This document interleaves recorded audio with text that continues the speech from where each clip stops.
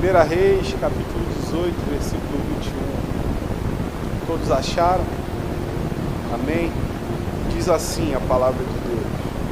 Elias dirigiu-se ao povo e disse: até quando vocês vão oscilar entre duas opiniões? Se o Senhor é Deus, sigam. Mas se Baal é Deus, sigam. O povo, porém, nada respondeu. Disse então Elias: eu sou o único que restou dos profetas do Senhor, mas Baal tem 450 profetas. Tragam 2 novilhos, escolham eles um e cortem-no em pedaços e o ponham sobre a lenha, mas não acendam fogo. Eu prepararei o outro novilho e o colocarei sobre a lenha, e também não acenderei fogo nela. Então vocês invocarão o nome do seu Deus, e eu invocarei o nome do Senhor. O Deus que responder por meio do fogo, esse é Deus. Então todo o povo disse: o que você disse é bom.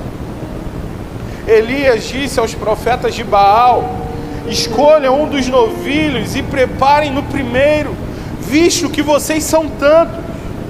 Clamem pelo nome do seu Deus, mas não acendam fogo. Então pegaram um novilho que lhes foi dado e o prepararam, e clamaram pelo nome de Baal desde a manhã até o meio-dia. Ó Baal, responde-nos, gritavam. E dançavam em volta do altar que haviam feito, mas não houve nenhuma resposta. Ninguém respondeu. Ao meio-dia, Elias começou a zombar deles. Gritem mais alto, dizia, já que ele é um Deus, quem sabe está meditando, ou ocupado, ou viajando, talvez esteja dormindo e precise ser despertado. Então passaram a gritar ainda mais alto e a ferir-se com espadas e lanças, de acordo com o costume deles, até sangrar. Passou o meio-dia e eles continuaram profetizando em transe até a hora do sacrifício da tarde, mas não houve resposta alguma. Ninguém respondeu, ninguém deu atenção. Então Elias disse a todo o povo: aproximem-se de mim. O povo aproximou-se e Elias reparou o altar do Senhor que estava em ruínas. Depois apanhou 12 pedras, uma para cada tribo dos descendentes de Jacó, a quem a palavra do Senhor tinha sido dirigida, e disse: seu nome será Israel.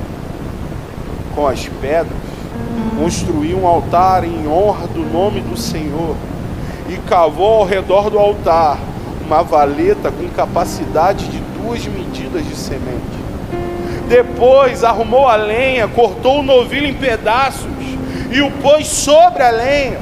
Então lhes disse: encham de água 4 jarras grandes e derramem-na sobre o holocausto e sobre a lenha.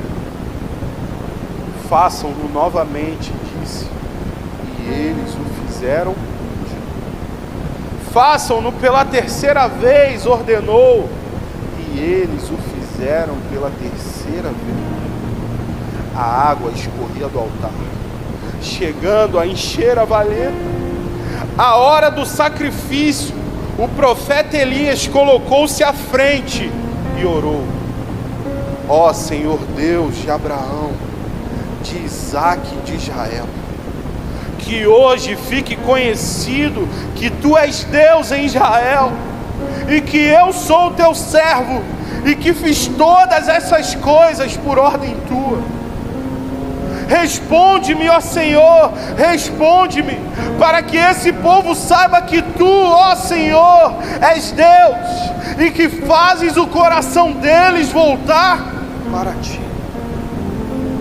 Então o fogo do Senhor caiu e queimou completamente o holocausto, a lenha, as pedras e o chão, e também secou totalmente a água não dá.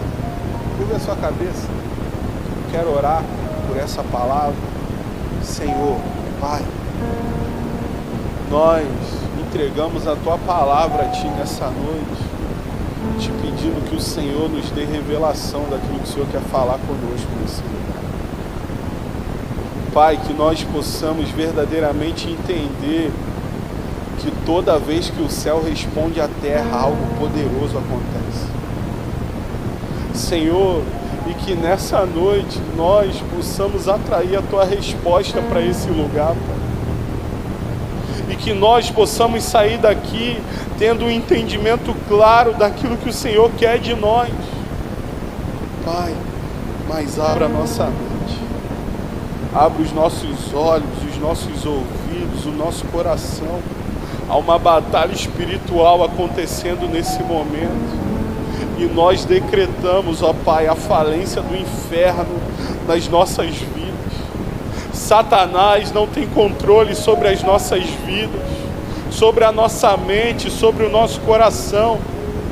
E nós, ó Pai, vamos experimentar a resposta de um Deus que é fiel.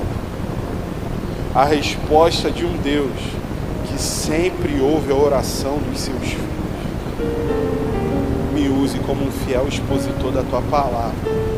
Eu reconheço, Pai, que nada vem de mim, mas tudo vem de Ti. Em nome de Jesus.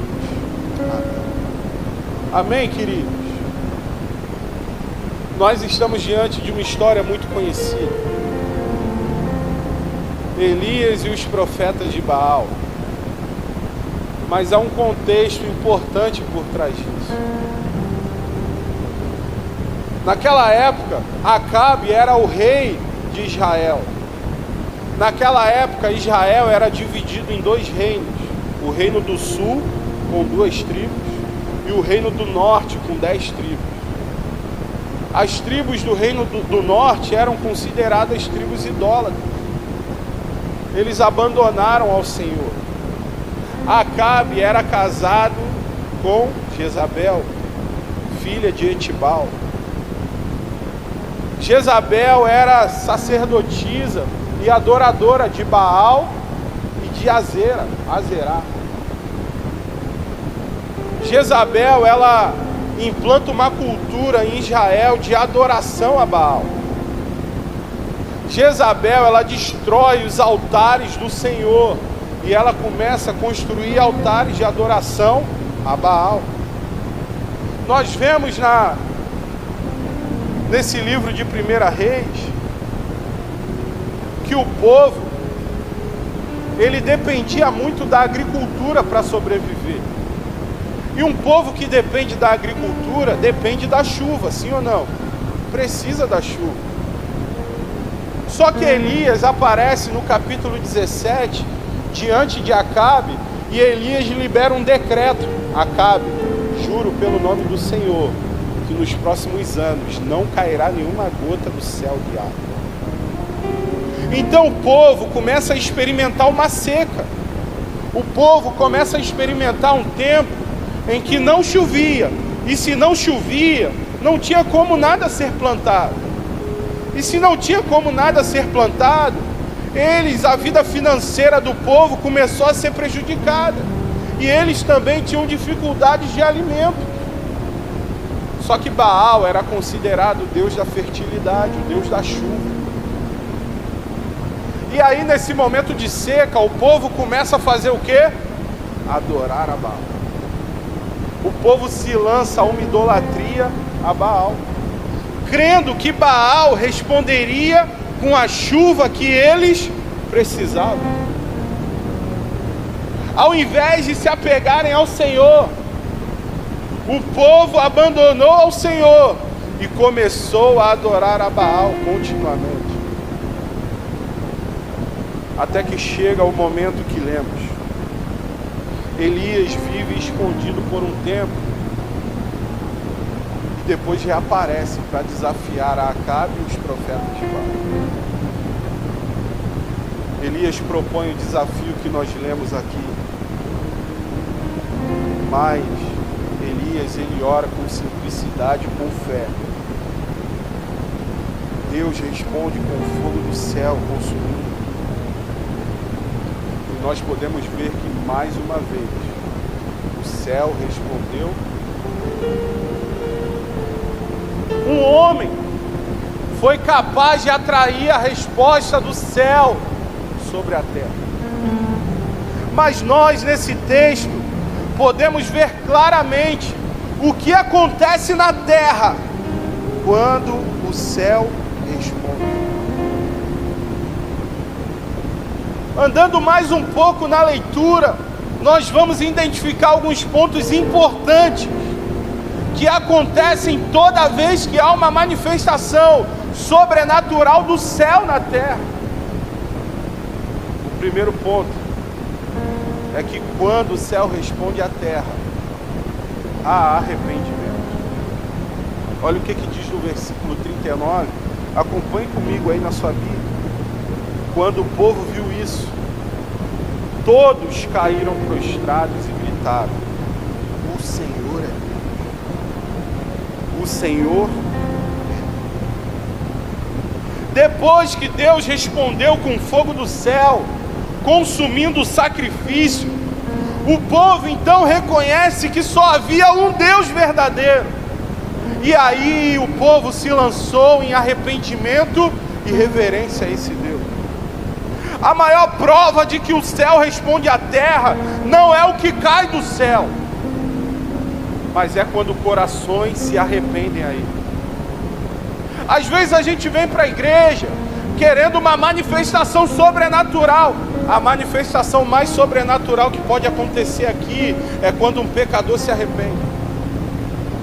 É quando alguém abandona a sua vida de pecado e resolve reconhecer: só Deus é o Senhor. Não é um culto fervoroso onde todos falam em línguas. Não é um culto onde alguém se levanta de uma cadeira e começa a andar e era paralítico. Isso é uma manifestação do poder de Deus. Mas aquilo que Deus deseja é arrependimento. Nós podemos ver no versículo 21, Elias dizendo assim: até quando vocês vão oscilar entre dois deuses? Elias não está aqui, irmão, falando com quem não conhece não, tá? Elias está falando com crente.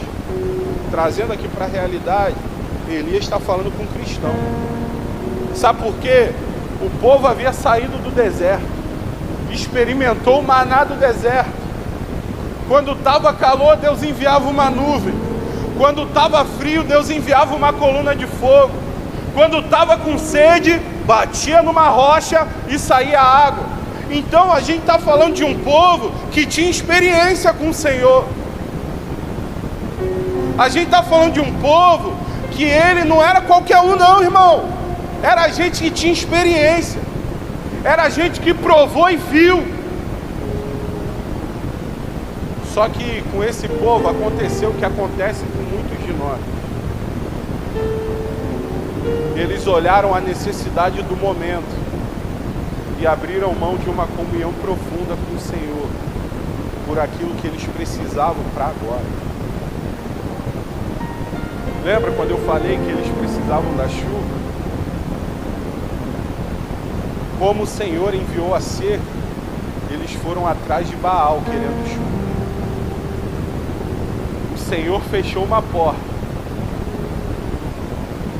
e eles, por livre e espontânea vontade, decidiram seguir outro caminho, porque não aceitaram a correção do Senhor.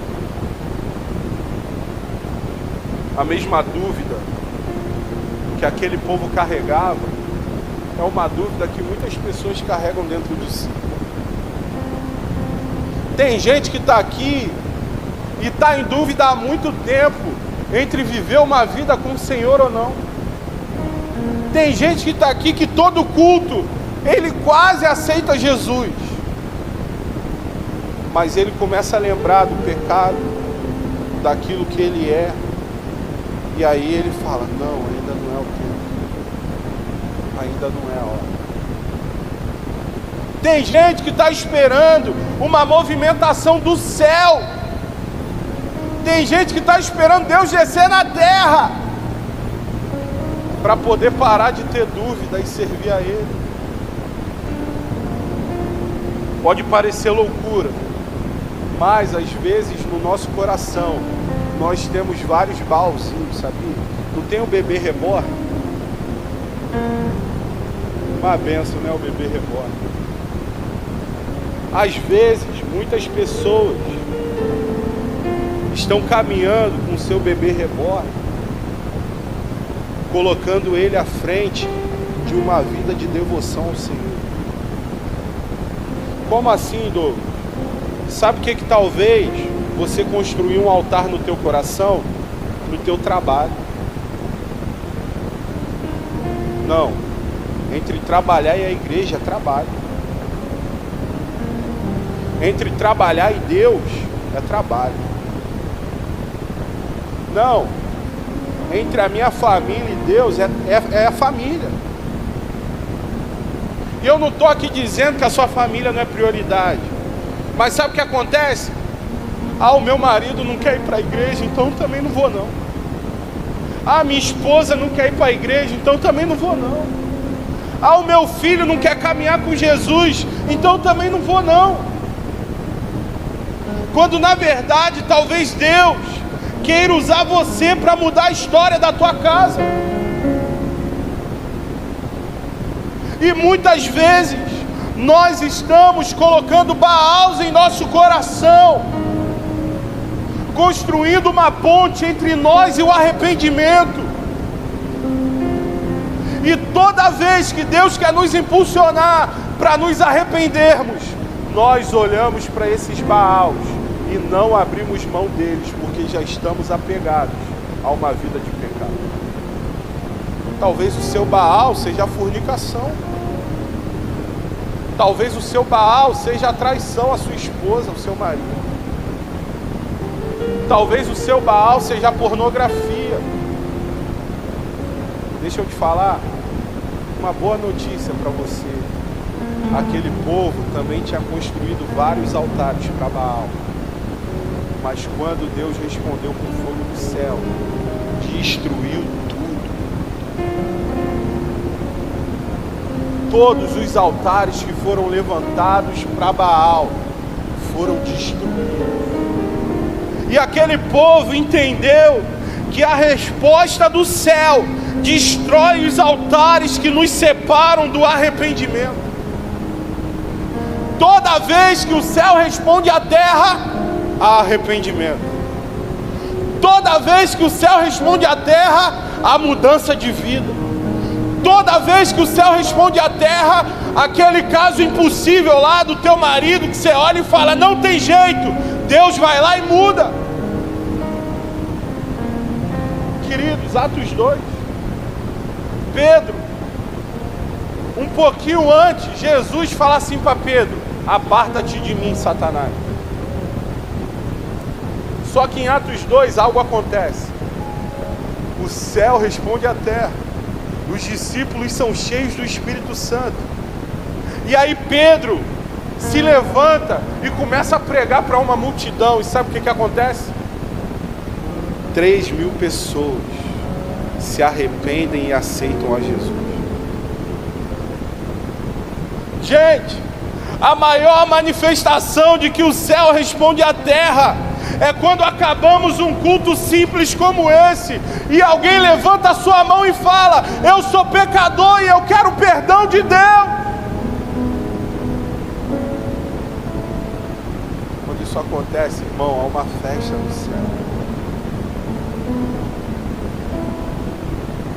E hoje é um dia especial. Para a sua dúvida dar lugar à decisão.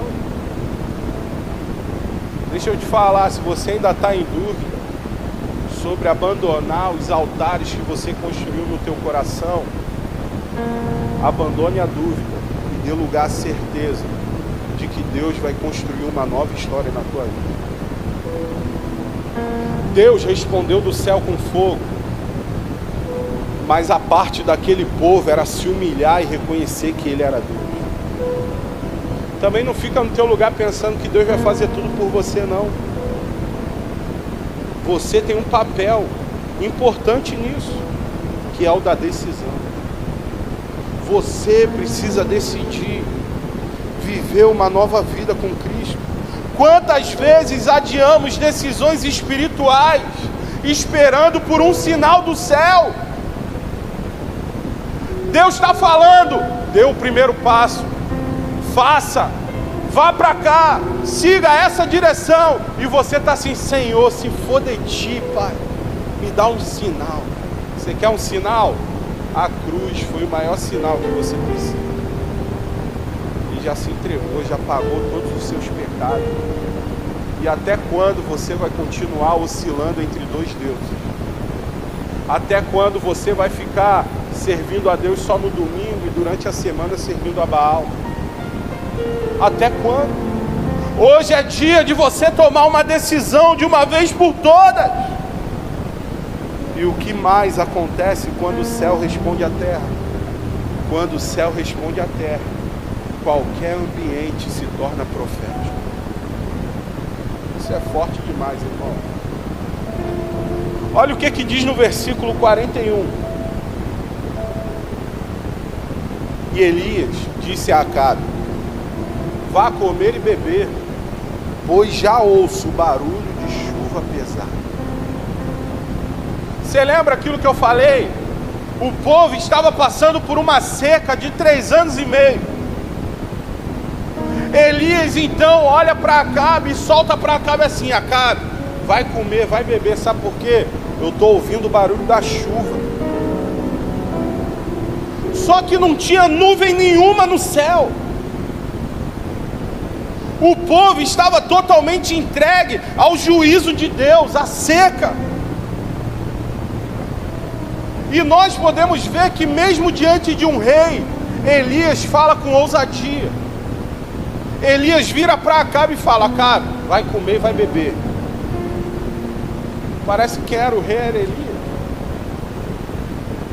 Só que Elias, ele está aqui trazendo à tona aquilo que ainda não existe. Sabe por quê? Aquele monte se tornou um monte de adoração a Baal. Lembra que nós lemos que Elias restaurou o altar do Senhor? Aquele monte era um monte de adoração a Deus. Mas os profetas de Baal destruíram os altares do Senhor. E eles construíram altares para Baal. Você imagina o peso daquele lugar, irmão? Você imagina o peso espiritual daquele lugar? Nós também lemos, Elias fala que ele era o único profeta que restava, contra 450 profetas de Baal.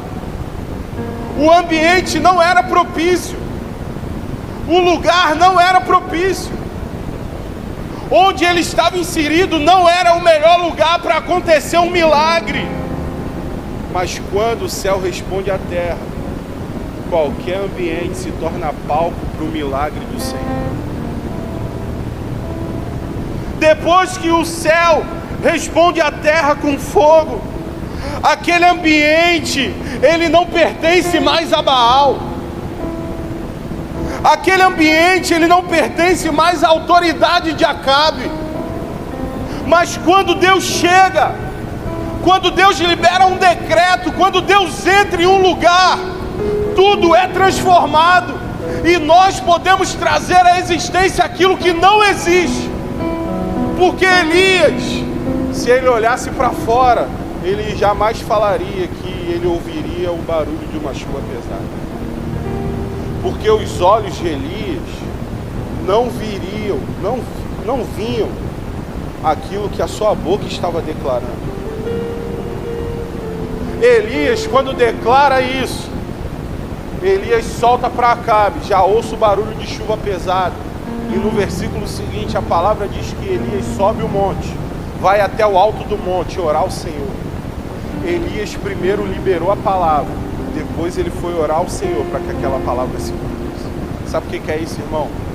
Fé sobrenatural. Sabe o que é isso, irmão? Convicção de quem serve. Convicção de que o mesmo Deus que havia respondido com fogo, também responderia a ele com chuva. Só que lembra que nós falamos que Baal era o Deus da chuva? Deus é tão poderoso que ele fez aquilo que Baal deveria fazer. Sabe, querido? Imagine a loucura de Elias, cara. Falar que ouviu o barulho de uma chuva que não estava nem perto de chegar. Imagine a loucura de Noé. 50 anos construindo uma arca. E as pessoas passando e olhando assim. Cara, Noé, você é maluco, cara. Você tá doido. Imagine a loucura de Deus. Olhando para Moisés, um homem que mal sabia falar. E falando assim: Moisés, você vai ser o libertador do povo de Israel. Toda vez que Deus chama alguém, Deus não chama esse homem pela identidade presente dele. Quando Deus chamou Pedro, Deus falou assim: me segue, e eu te farei o quê? Pescador de homens. Não era a realidade de Pedro, mas Jesus já estava profetizando a realidade que viria a ser. Sabe, quando eu olho para esse ato de Elias, eu começo a entender que não há ambiente, não há adversidade, não há principado, não há potestade, não há marido perdido, não há esposa perdida, não há filho nas drogas que possam resistir ao peso da glória do Senhor. Não há, porque quando Deus chega, Ele quebra os decretos de Satanás, Ele quebra a identidade imposta pelo inimigo. Talvez você está aqui nessa noite, você já carrega contigo a identidade de perdedor, de fracassado. Eu não consigo sustentar minha família, eu fracassei como homem. Deixa eu te falar, essa é a realidade que o diabo quer que você acredite.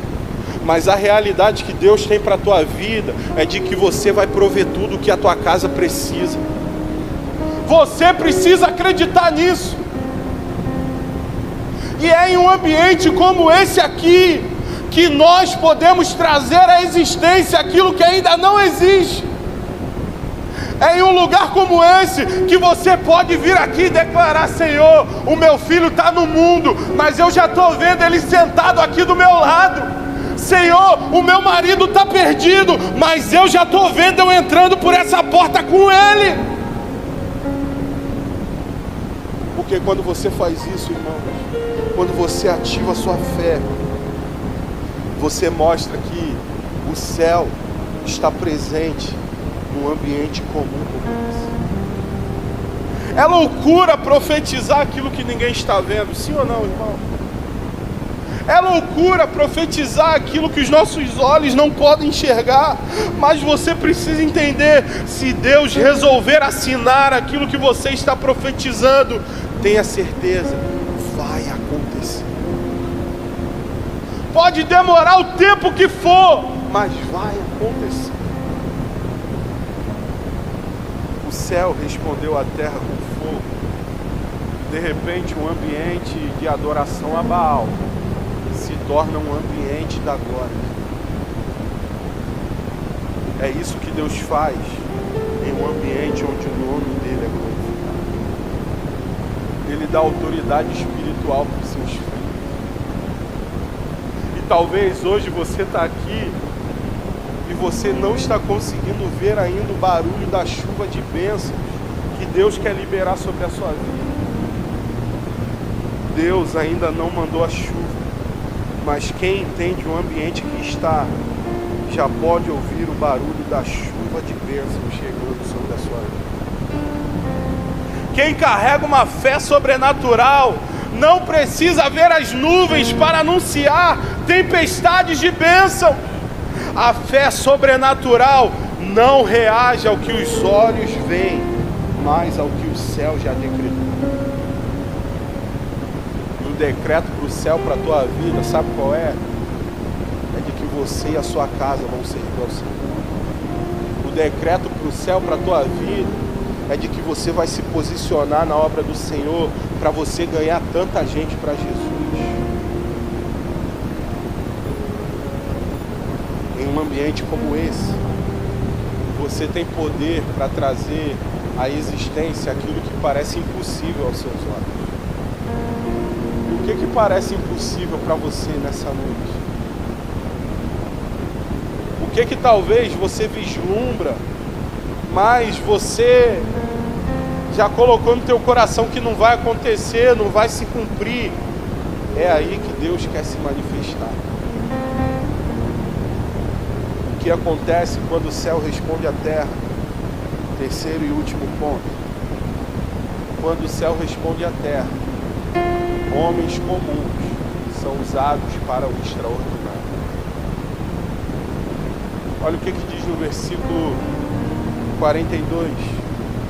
Então Acabe foi comer e beber, mas Elias subiu até o alto do Carmelo, dobrou-se até o chão e pôs o rosto entre os joelhos. Vá e olhe na direção do mar, disse ao seu servo. E ele foi e olhou. Não há nada lá, disse ele. 7 vezes Elias mandou: volte para ver.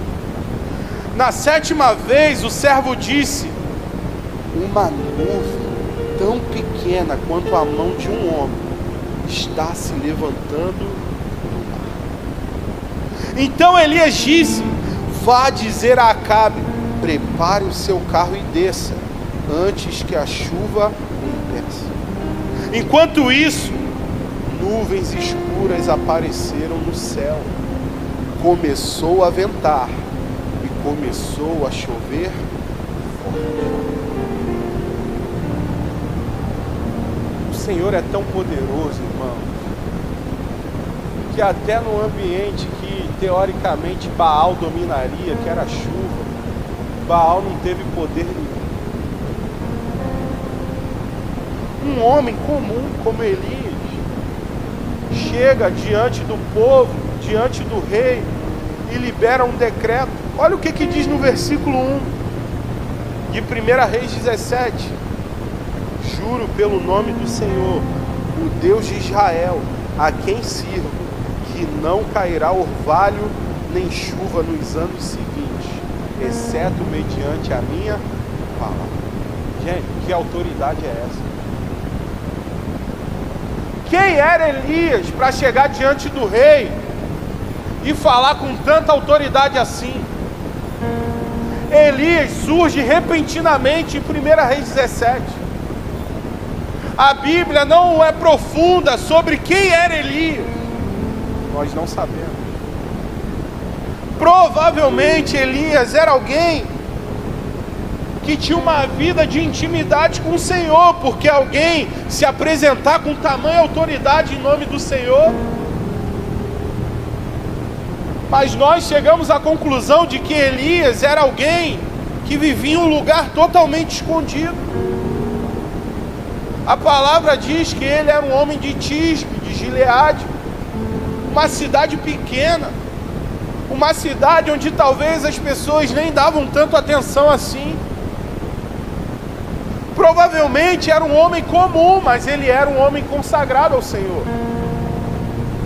A forma como ele se apresenta em algumas versões, ele diz assim: perante cuja face estou. Então ele se apresenta dizendo que estava diante da face do Senhor. Isso indica uma vida de santidade. E nós temos que entender que o céu se move quando a terra se alinha. Basta um homem comum com fé extraordinária para provocar uma chuva. Quando o homem comum se posiciona com fé, o céu responde à terra do poder. O céu responde a pessoas comuns como eu e você. O céu responde a pessoas improváveis como eu e você. Deus não está à procura de gigantes. Deus não está à procura de pessoas com ótima condição social. Deus não está à procura de estrelas. Deus não está à procura de artistas, mas Deus está à procura de corações disponíveis. Elias provavelmente era alguém disponível. Não tinha nada demais, irmão. A gente não sabe se ele era culto. A gente não sabe se ele tinha estudo. A gente não sabe. A gente não sabe se ele era um homem que já tinha muito dinheiro e aí abandonou tudo para servir ao Senhor. Nós não sabemos. Mas o que eu sei é que ele estava disponível para Deus usar a vida dele para algo extraordinário. Elias não estava à procura de status, de conhecimento. Como Elias mesmo disse, ele estava sozinho. Tinha um assistente que não era profeta, mas Elias só estava preocupado em engrandecer o nome do Senhor. Elias foi esse homem, apareceu para trazer o juízo de Deus sobre o povo, e de repente ele libera um decreto: não vai mais chover. Eu imagino Acabe olhando para ele pensando assim: quem é você? Quem é você para determinar quando vai chover e quando não vai? Mas também de repente Elias diz que ouve o barulho da chuva. Manda o seu servo subir o alto do monte 7 vezes. Na 7ª vez, aquele servo desce e diz: eu estou vendo uma pequena nuvem do tamanho da mão de um homem. Na 7ª vez a nuvem apareceu. Não porque Deus se atrasou, mas porque Elias não desistiu. Porque Elias tinha convicção de quem o havia chamado. Elias tinha convicção de quem Deus era. Elias tinha convicção de que ele não estava debaixo da sua palavra, mas ele estava respaldado pela palavra do Senhor. Eu imagino Davi, vivia pastoreando as ovelhas de seu pai, e de repente foi ungido. Eu imagino José, preso, e de repente se torna governador. Eu imagino Gideão, irmão, vivia com medo dos midianitas, e de repente levanta um exército de 300 homens para vencer os inimigos. Eu imagino Amós, um boieiro, não era filho de profeta e não era da linhagem de um profeta, mas Deus o chamou para profetizar sobre as nações. Sabe o que eu entendo com isso? Deus não está preocupado com aquilo que você tem. Deus só quer que você se coloque disponível para Ele te usar da maneira que Ele deseja. Talvez você está muito preocupado. Senhor, mas eu não tenho isso, eu não tenho aquilo. Pai, eu não tenho condições disso. O Deus que te chamou é o Deus que vai te dar provisão. O Deus que te chamou é o Deus que vai garantir a palavra dele na sua vida. Todos esses homens eram homens comuns, mas que ouviram a voz do céu e obedeceram ao chamado do céu. Quem era Elias? Não saber. Mas eu sei quem é Deus. E Deus é especialista em transformar anônimos em instrumentos que mudam história. Deus não está à procura de gigantes, mas procura corações dispostos. E quando Deus encontra um coração disposto, até uma pequena nuvem vira tempestade de promessa. Do alto do monte, um servo viu a nuvem, pequena aos seus olhos, mas gigante no seu propósito. Porque o céu não precisa de muito, só precisa de alguém que brilhe. Deixa eu te falar, talvez aos olhos humanos você seja tão pequeno, Talvez aos olhos humanos, você mesmo colocou uma identidade na sua vida de que você não é capaz, você não pode, você não consegue. Mas o reino de Deus é sobre disponibilidade. E Deus quer usar você para que você realize coisas extraordinárias.